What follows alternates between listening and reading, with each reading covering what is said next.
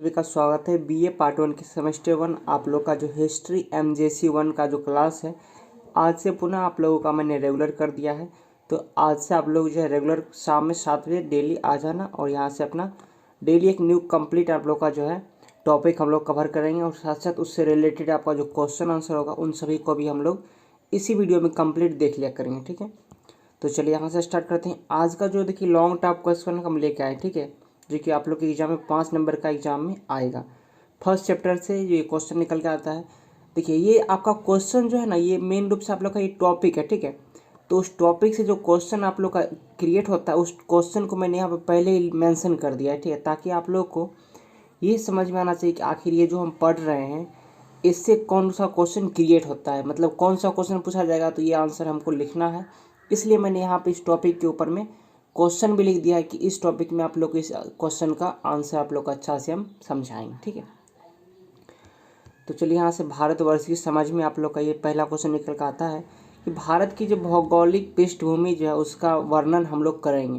देखिए वर्णन का मतलब क्या होता है कि उसके अंदर जाके उसको पूरा डीप में पढ़ना। ठीक है, तो जब भी आप लॉन्ग क्वेश्चन लिखोगे तो उसमें आप लोग का 5 मार्क्स मिलेगा, तो 5 मार्क्स या फिर 10 मार्क्स। तो आप लोग इतना ध्यान रखो कि आप लोग को एग्जामिनर जो 5 या 10 मार्क्स देगा तो उसके लिए आपको कम से कम 4 से 5 पेज लिखना भी पड़ेगा। तो सीधी सी बात है, उसको अगर आप याद करोगे तो याद तो रह नहीं सकता, हम श्योर बता सकते हैं। हम भी अगर याद कर लेंगे तो हमको भी याद नहीं रहने वाला है। ठीक है, आप लोग अपने फैमिली के बारे में भी, जैसे कितना लंबा चौड़ा जिसका फैमिली होता है, जॉइंट फैमिली, उसको आप रट्टा मारो तो फिर आप भूल जाओगे। तो उसको कहीं ना कहीं हम लोग क्या करते हैं, रिलेट करके रखते हैं। अच्छा, मामा को हम लोग क्या कहते हैं, मम्मी के भाई को मामा कहते हैं। तो उसी तरह से हम लोग क्या करते हैं यहाँ पे इसको कुछ इस तरह से समझेंगे ताकि आप लोग को हमेशा के लिए कुछ ऐसा पॉइंट को, ताकि वो आप लोग को हमेशा याद रहे। तो उस पॉइंट के माध्यम से जो है हम पूरे कहानी को लिख सके। ठीक है, तो चलिए यहाँ से क्लास को स्टार्ट करते हैं बिना किसी देरी के। आप लोग देखेंगे यहाँ पे भारत जो है इतिहास जो है आप लोग का अत्यंत प्राचीन है। आप लोग बिल्कुल हेडफोन यूज़ करेंगे, ठीक है, कान में लगा के आराम से आप लोग क्लास एक साइड में बैठ के आराम से कीजिए। ठीक, बिल्कुल क्वालिटी लो कर लीजिए। ठीक है, क्वालिटी आप लोग को हाई करने की कोई ज़रूरत नहीं है, सिर्फ सुनते जाना है कि अच्छा हम क्या क्या बता रहे हैं आप लोग, बस आप लोग को सिर्फ इतिहास में सुन के याद हो जाएगा। ठीक है, इतना ध्यान रखना।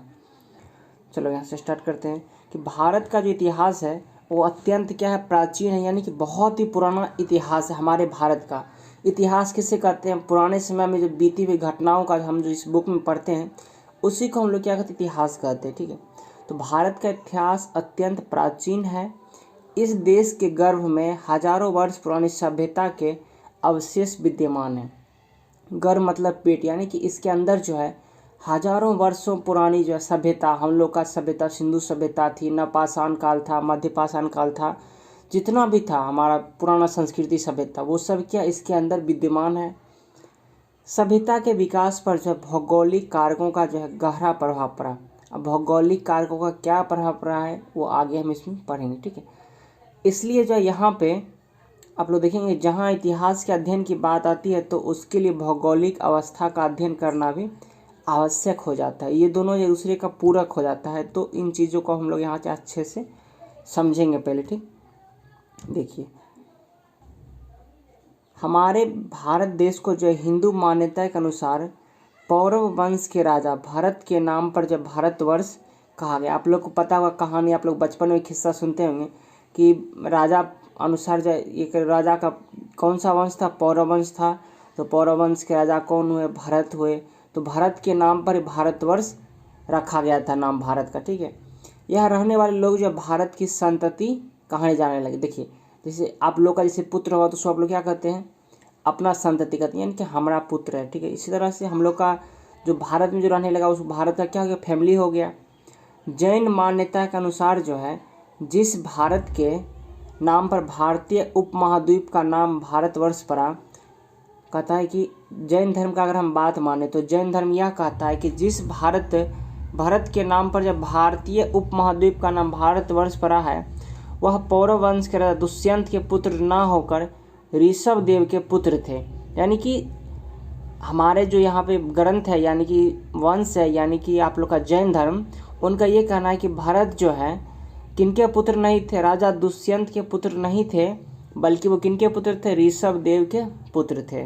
ठीक है, ऋषभ देव कौन थे, तो ऋषभ देव जो थे जैन धर्म के प्रथम अथवा प्रथम तीर्थंकर भी हैं, आप लोग को पता होगा। मैंने ऑब्जेक्टिव में क्वेश्चन भी करवाया है कि जैन धर्म के प्रथम तीर्थंकर कौन हैं, तो आप लोग के ऋषभ देव हैं। और जैन धर्म के संस्थापक कौन है, तो वो भी ऋषभ देव हैं। तो जैन धर्म का कहना यह है कि जैन धर्म मुख्य रूप से जो है भारत के जो है ना, भारत जिनका पुत्र है वो कौन है, ऋषभ देव हैं। यानी कि पूरा बोला जाए तो भारत जो है संकल्पना कहाँ से की जाती, तो जैन धर्म से की जाती, उनका कहना ये है। ठीक, तो सब कहीं ना कहीं अपने अपने अकॉर्डिंग चलाते हैं सब बात को। ठीक है, पुराणों के अनुसार अगर हम बात करें तो भारतवर्ष के नाम के पहले भारतीय उपमहाद्वीप नाम अपनाव वर्ष अथवा हेमंत वर्ष हुआ करता था। देखिए, अगर हम पुराण के अनुसार चलेंगे तो भारतवर्ष के नाम जो है, भारत का जो है भारतवर्ष नाम से पहले क्या नाम था भारत का, तो भारतीय उपमहाद्वीप का नाम क्या था, अपनाव वर्ष था, या फिर हेमवर्त वर्ष था हमारे भारत का नाम। ठीक है, भारत को प्राचीन काल को एक समय में जो जम्बू द्वीप के नाम से भी जाना जाता है, तभी तो हम लोग कहते हैं आर्यावर्त जम्बू द्वीप भरत खंडे। नहीं, आप लोग पढ़े हुए ना, रामायण सुने हुए, या आप तो याद आ गया होगा, आर्यावर्त जम्बू द्वीप भरत खंडे, ऐसा करके कुछ होता है। ठीक है, तो चलिए यहाँ से उसके बाद आगे देखते हैं। बौद्ध ग्रंथों में जो हम लोग मौर्य वंश द्वारा शासित क्षेत्र को जम्बूद्वीप कहा गया। तो कहा जाता है कि बौद्ध धर्म में जो है मौर्य वंश आया, तो मौर्य वंश जिस जिस जगह पे जो अपना शासन कर रहा था उन जगह का नाम वो क्या रख दिए, जम्बूद्वीप रख दिए। ठीक है, मौर्य शासक अशोक का शासन क्षेत्र जो है आप लोग का संपूर्ण भारतीय उपमहाद्वीप हुआ करता था। कहा जाता है कि अशोक इतना अच्छा शासक थे कि उनके शासनकाल में संपूर्ण भारत जो है उनके अंदर रहने के लिए राजी हो गया। बोला कि नहीं, आप जो भी काम करेंगे बिल्कुल हम लोग के लिए जो है फायदेमंद काम करेंगे, तो क्यों ना हम आपका बात माने। इसीलिए जब पूरा भारत जो है किसको शासक मानने लगा, अशोक को शासक मानने लगा। ठीक है, उसके बाद देखिए बौद्ध ग्रंथों में भी भारत का प्राचीन नाम जो जम्बूद्वीप मिलता है, बौद्ध ग्रंथ में भी। अभी हम लोग पहले क्या देखे कि भारत जो है किसके पुत्र थे, राजा दुष्यंत के, लेकिन फिर हमने पढ़ा कि आप लोग का जैन धर्म कहता है कि राजा दुष्यंत के पुत्र ना होकर ऋषभ देव के पुत्र थे, कौन, भरत, जिनके नाम पे भारतवर्ष की रचना हुई। लेकिन फिर अब हम लोग यहाँ पे पढ़े कि भारतवर्ष का बहुत सारा नाम था, जिनमें कि आप लोग का जो अपनाव वर्ष था तथा हेमवर्त वर्ष था, किसके अनुसार, पुराण के अनुसार।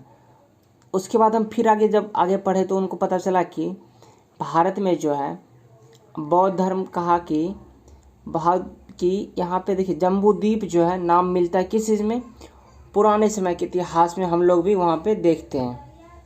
इस बात को कौन समर्थन दिया, बौद्ध धर्म। ठीक है, आगे चलिए यहाँ से हम चलते हैं।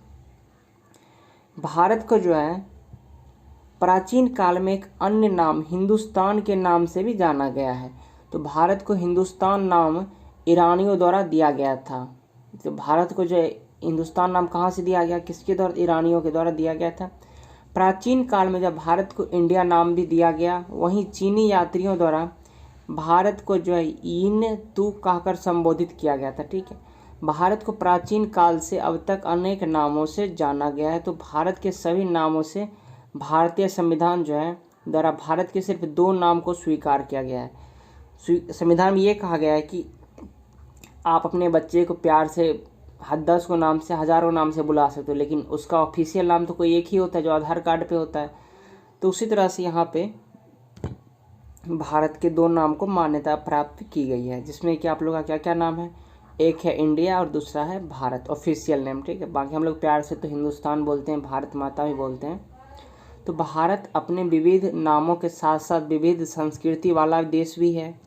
हमारे यहाँ विभिन्न प्रकार की संस्कृति कलाकृति होते रहती है। क्या क्या होती है, चलिए आप लोग को डिटेल से बताते हैं। यहाँ पे आप लोगों को हमारा क्लास कैसा लग रहा है आप लोग कमेंट जरूर कीजिएगा। जो बच्चे चैनल पे नए हो चैनल सब्सक्राइब कर लेना, मेरे भाई मेरे बहन जो भी हो, क्योंकि आप लोग के इस चैनल के माध्यम से कंप्लीट जो है हम डिटेल में पढ़ाते हैं। ठीक है, और कोई जल्दबाजी में भी नहीं। आप लोग के एग्ज़ाम से पहले मैं ख़त्म कर दूंगा, साथ साथ आप लोग का कंप्लीट जो है मैं ऑब्जेक्टिव सेशन सब्जेक्टिव सेशन सब भी करवा दूंगा। ठीक है, इसलिए आप लोग को घबराने की कोई भी ज़रूरी नहीं है। इसकी जो है आप लोग को यहाँ पे देखिए, इसकी भौगोलिक विविधताओं को जो है के कारण इसे उपमहाद्वीप कहा जाता है। भारत का जो है बहुत ज़्यादा क्या है, यहाँ पे भौगोलिक विविधता है, इसी की वजह से इसे उपमहाद्वीप कहा जाता है।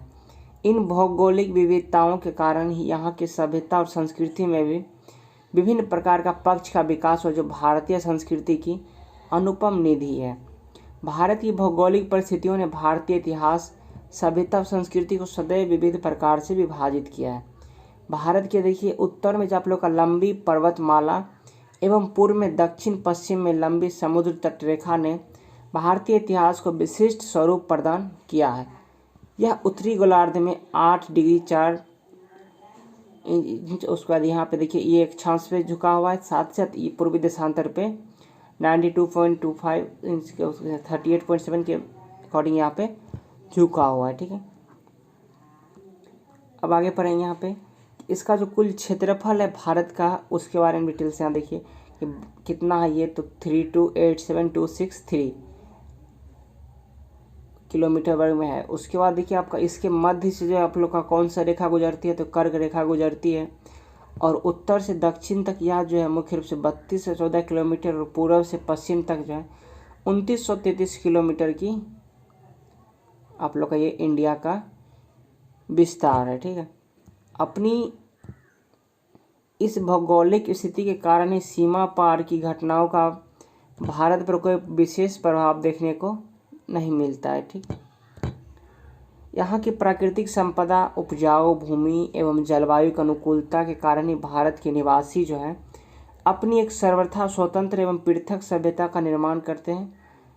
और साथ साथ विष्णु पुराण में जब भारतवर्ष की अवधारणा को इस प्रकार व्यक्त किया गया है, किस प्रकार सो देखिए यहाँ पे कि उत्तर यत् समुद्रस्य हिमादेश्य दक्षिणम वर्ष तद्र भारतं नाम भारतीय त्रिशतीतः। विष्णु पुराण में कहा गया कि समुद्र के उत्तर में तथा हिमालय के दक्षिण में जो स्थित है वह भारत देश है तथा वहाँ की संतानें भारतीय है। ठीक, चलिए यहाँ से आगे देखिए कि भारत को जो उपमहाद्वीप में अगर सब प्राप्त करने के लिए मुख्य रूप से जो भारत की एक प्रमुख विशेषता यह है कि यहाँ की भूमि जो पर्यावरण एवं प्राकृतिक सभ्यता मानव जीवन के लिए पूर्णतः अनुकूल है, क्योंकि यहाँ पे जब वातावरण ज़्यादा गर्म नहीं रहती है, ज़्यादा ठंडा नहीं रहती है, और यहाँ पे खाने के लिए पर्याप्त हम लोग उपजाऊ कर लेते हैं अनाज, जिससे कि हम लोग को यहाँ पे रहने में कोई भी दिक्कत नहीं होती है। हम लोग को सुख सुविधा भी सभी प्रकार की यहाँ पे प्राप्त हो जाती है। प्रकृति ने मानव को भारत में हर वह साधन उपलब्ध करा है जिससे वह आर्थिक रूप से आत्मनिर्भर बन सके। साथ साथ हमारे मोदी जी भी कहते हैं कि हम लोग को आत्मनिर्भर बनना चाहिए। हिमालय एवं पूर्वी पश्चिमी समुद्र के मध्य स्थित उत्तर भारत की ज़मीन जो काफ़ी उपजाऊ है। देखिए समुद्र के बगल में जो आपका भूमि होता है ना, वो काफ़ी उपजाऊ होता है, क्योंकि उसके चारों तरफ से क्या आती है, पानी आती है, और साथ साथ वहाँ की मिट्टी जो है भस के समुद्र में जाती है, फिर वहाँ से इधर आके आ जाती है, जिससे कि मिट्टी की पुनर्संचरण होते रहता है उसमें, जिससे कि वहाँ की मिट्टी क्या हो जाती है, उपजाऊ हो जाती है। अब देखिए भौगोलिक दृष्टि से भारत को 4 प्राकृतिक विभागों में विभाजित किया गया है। ठीक है, अब कौन कौन सा 4 पार्ट में विभाजित किया गया सो देखो यहाँ पे।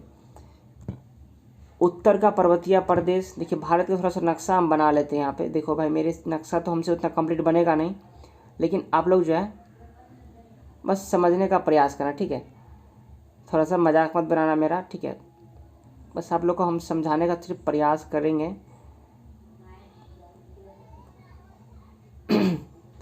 देखो छोड़ो, नहीं बनाएंगे हम। उत्तर पर्वतीय प्रदेश हो गया, उसके बाद गंगा तथा सिंधु का उत्तरीय मैदान हो गया, मध्य भारत और दक्षिण का पठार हो गया, और सुदूर दक्षिण के मैदान हो गए। 4 पार्ट में डिवाइड किया है। चारों को हम लोग विस्तार से यहाँ पे पढ़ लेते हैं क्या क्या है। उत्तर का पर्वतीय प्रदेश जो है, उत्तर में पामीर के पठार को लेकर असम के तक के विशाल क्षेत्र में हिमालय पर्वत की श्रृंखलाएं समांतर फैली हुई है। उत्तर का पर्वतीय प्रदेश जो देखिए, जैसे आपका ये मैप हो गया, उत्तर में यहाँ से लेके यहाँ तक जो है मुख्य रूप से उसको पहाड़ फैला हुआ है चारों तरफ से। ठीक है, तो पर्वतों की यह दीवार जो भारत को एशिया के अन्य देशों से क्या करती है, अलग करती है। और हिमालय की इस पर्वत श्रृंखला में आप लोग एवरेस्ट हो गया, गॉडविन हो गया, ऑस्टिन हो गया, और कंचनजंगा जो है शामिल इसमें है। ठीक, कितना है थोड़ा सा देख लेते हैं, ज़्यादा नहीं है, यहाँ तक हम लोग पढ़ ही लिए हैं। चलिए दूसरा निकल के आता है आप लोग का कि सिंधु तथा गंगा तथा सिंधु का उत्तरी मैदान हिमालय पर्वतमाला के दक्षिण में सिंधु गंगा ब्रह्मपुत्र का जो विशाल समतल मैदान है, जो 3 विशाल नदियां सिंधु गंगा ब्रह्मपुत्र और उनकी सहायक नदियों द्वारा निर्मित है। यह वक्राकार मैदान 3200 किलोमीटर लंबा और 240 से 320 मीटर चौड़ा है, जिसे भारतीय का अनाज कोष कहा जाता है। ठीक है, दुनिया का सर्वाधिक जनसंख्या जो घनत्व भारत के इसी मैदानी भाग में पाई जाती है। मैदानी भाग जो है समतल होती है, तो आदमी को घर बनाने में भी दिक्कत नहीं होती है, अनाज को उपजाने में भी दिक्कत नहीं होती है, जगह दूसरी जगह जाने में आसानी से चल जाते हैं, आ जाते हैं। इस वजह से आदमी मैदानी भाग में सबसे ज़्यादा निवास करते हैं। ठीक, और इसलिए यहाँ पर जनसंख्या घनत्व सबसे ज़्यादा क्या होता है, अधिक होता है। सिंधु तथा ब्रह्मपुत्र का उद्गम स्थल हिमालय का पृष्ठभाग है, जबकि गंगा का जो है उद्गम स्थल गंगोत्री कहा जाता है। गंगा के निचले हिस्से में वह ब्रह्मपुत्र के साथ मिलकर एक अत्यंत उपजाऊ डेल्टा का निर्माण करती है। भूमि की उर्वरता, जल की उपलब्धता तथा संचार साधनों की सुगमता के कारण जो लोग यहाँ पे न केवल विशाल साम्राज्यों की स्थापना, अपितु यह क्षेत्र संस्कृति और धर्म के विकास के लिए भी आधार बना। ठीक है, कौन सा क्षेत्र, मैदानी क्षेत्र। इन क्षेत्रों में कृषि के साथ साथ उद्योगों तथा व्यापारों का विकास हुआ। वाराणसी, पाटलिपुत्रा, उज्जैनी, तक्षशिला, नालंदा आदि प्रसिद्ध क्षेत्रों केंद्रों की स्थापना भी इसी क्षेत्र में हुई है। यानी कि हम लोग भी किस क्षेत्र में आते हैं, मैदानी क्षेत्र में। ठीक, उसके बाद देखो मध्य भारत में आप लोग का जो और मध्य दक्षिण का पठार, इस प्रदेश में उत्तर में नर्मदा एवं दक्षिण में कृष्णा और तुंगभद्रा के बीच का क्षेत्र आप लोग का आता है। इस भाग में नर्मदा एवं ताप्ती पूर्व से अधिक पश्चिम की ओर और अन्य नदियाँ पश्चिम से पूर्व की ओर बहती है। ठीक, उसके बाद देखिए सुदूर दक्षिण के मैदान जो इस भाग में दक्षिण के लंबे एवं संकीर्ण समुद्री क्षेत्र आते हैं, और इस भाग में जो गोदावरी, कृष्णा तथा कावेरी नदियाँ के उपजाऊ डेल्टा प्रदेश शामिल आते हैं। ठीक, तो इसके आगे का क्लास हम लोग फिर नेक्स्ट डे करेंगे। आज का क्लास थोड़ा सा छोटा रखते हैं, इसलिए क्योंकि आप लोग को ये जानकारी मिल जाना चाहिए कि आज से जो है पुनः आप लोगों का क्लास आज से रेगुलर चलेगी। संडे हो या मंडे, रोज करो क्लास के एंजॉय। ठीक है, तो आप लोग वीडियो को लाइक करके अपने दोस्तों में जरूर शेयर कर दीजिएगा, ताकि वो भी यहाँ से क्लास करते रहें। जो बच्चे प्रीवियस क्लास नहीं किए हो, प्रीवियस क्लास करके इस क्लास को करिएगा। धन्यवाद।